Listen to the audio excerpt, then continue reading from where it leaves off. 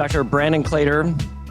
My specialty is plastic surgery, and I am in the suburbs of Philadelphia. If anybody knows Villanova basketball, it's right near Villanova.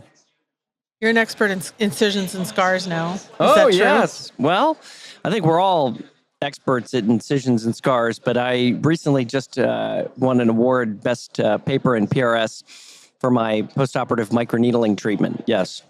So what do you know about scars and incisions that most others don't know or are learning from you now? Well, the basic science is well worked out.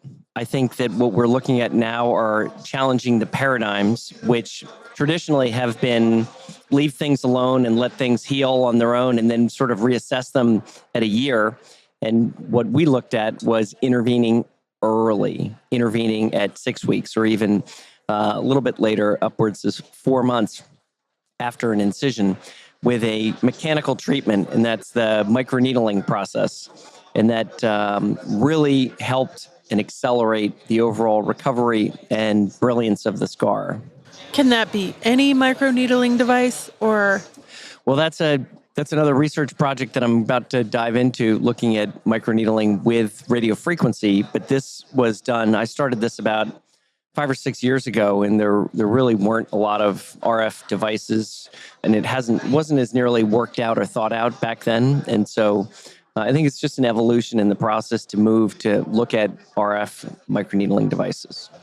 And if you were to go get a treatment on an incision or a scar, is it provider dependent in that you have to find someone who knows what they're doing, or can you just go to the old med spa down the street and ask them? I think there is a degree of that surgical eye and that understanding of what a scar is doing at any one particular time, so that you can determine the optimal time and the optimal depth and the optimal duration of your treatment.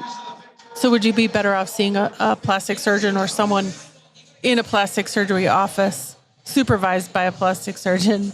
I think that you probably had a surgeon make the scar. So it is very helpful to stick and have continuity of care. Very good answer. Very reasonable. And that surgeon is likely going to be invested in that excellent outcome. The crowd agrees. The crowd agrees. Cheering. What kinds of things do you recommend to your patients immediately post-op to help their incisions heal well? Well, there are really two sets of incisions. I do a lot of facelifts and I do a lot of abdominoplasties. And so my facelift incisions, those wounds are merely approximated and then dressed with a little bit of topical type of ointment to help provide moisture and a protected environment. But if I'm doing an abdominoplasty or a breast surgery, I close my incisions with absorbable sutures, and then I put on some sort of glue, a Dermabond glue. I used to use pieces of tape, and I found that those were not nearly as occlusive, and the wounds leaked, and they created a lot of anxiety for the patients, and there was a small egress potential for infection to work its way back into the incision. So I really like sealing the incision, and the patients love it because I ask them to wash the next day, right after surgery. I want them jumping in the shower and letting water run over. So if the wound's sealed, then it's not going to leak and it doesn't become problematic. Facelift patients are a little bit different because you may be around the eye and different things. And so I'm not sealing those incisions. But if you're talking about the facelift incisions, all sutures are generally out by 1 to 2 weeks. Whereas in the abdomen or the breasts, you're probably waiting 1 to 2 weeks for that Dermabond glue or whatever type glue to fall off. So at about the same time, and that might be 2 to 3 weeks when they're coming back to see me, now we're talking about, all right, what are you going to do for the scar? What are you going to do to maximize that wound healing?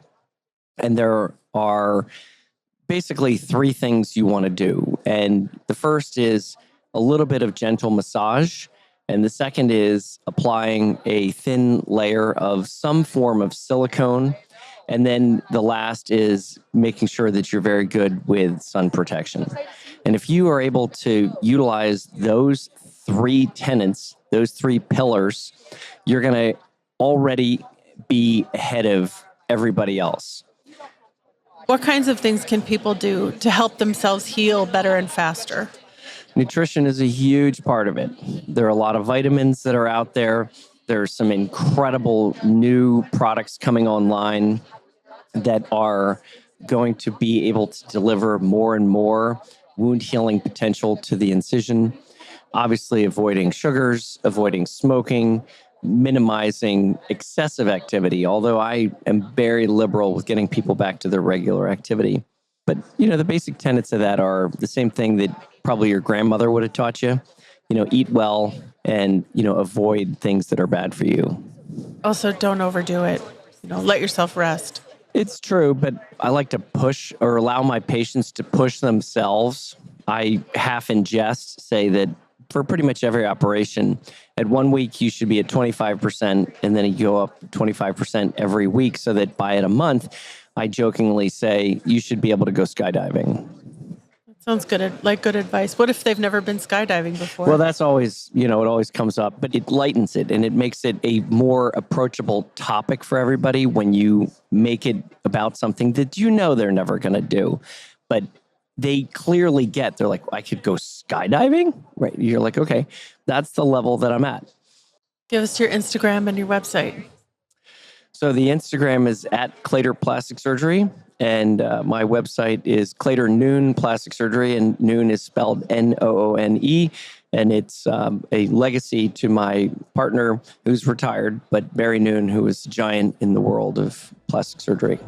Thank you, Dr. Claytor. Thank you so much. Links to our guest's website and contact info are in your show notes. Follow us on Instagram at wherebeforemeetsafter. If you're a board-certified plastic surgeon and would like to be a guest or a sponsor of the show, go to wherebeforemeetsafter.com for more information. Where Before Meets After is a production of The Axis, the podcast agency for aesthetics. TheAxis.io.